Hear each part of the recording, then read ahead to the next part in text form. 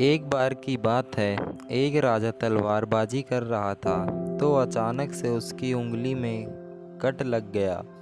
तो पास खड़े मंत्री अचानक बोल उठे, राजा साहब चिंता ना करें, जो होता है अच्छे के लिए होता है। यह सुनते ही राजा को गुस्सा आ जाता है। राजा उस मंत्री को कारागृह में बंद करने का आदेश दे देता है और बोलता है, इसको फांसी पर चढ़ा दिया जाए। यह सुनकर मंत्री घबरा गया। उसने राजा से निवेदन किया, महाराज मैंने आपका यहाँ इतने वर्षों तक काम किया है, क्या आप मेरी अंतिम इच्छा पूरी नहीं करेंगे? राजा बोला, ठीक है, बताओ क्या है तुम्हारी अंतिम इच्छा? मंत्री बोला, कृपया मुझे 10 दिन का समय दीजिए, उसके बाद आप मुझे जो चाहे वो सज़ा दे दीजिए। राजा ने उसकी अंतिम इच्छा मान ली। राजा दूसरे दिन अपने सैनिकों के साथ जंगल में शिकार पर निकला। जंगल के बीच में राजा अपने सैनिकों से बिछड़ गए और रास्ता भटक गए। रास्ता ढूंढते हुए राजा वनवासियों के बीच पहुंच गए, जो बलि देने के लिए किसी को ढूंढ रहे थे।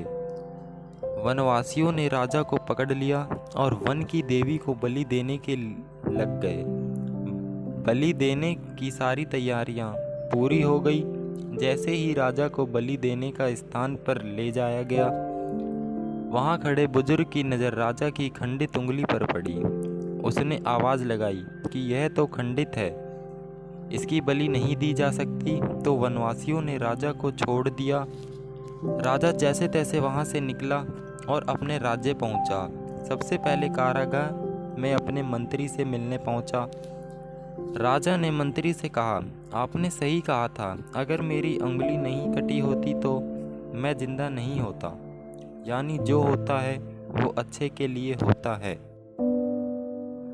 मंत्री बोला, मैं आपके साथ शिकार पर हमेशा रहता हूँ, उस दिन भी रहता, लेकिन मेरे खंडित नहीं होने के कारण मेरी बलि चढ़ जाती, इसलिए मेरे साथ भी जो हुआ अच्छा हुआ। राजा प्रसन्न हुआ, लेकिन छोटी सी बात पर मंत्री को सजा देने का दुख भी हुआ।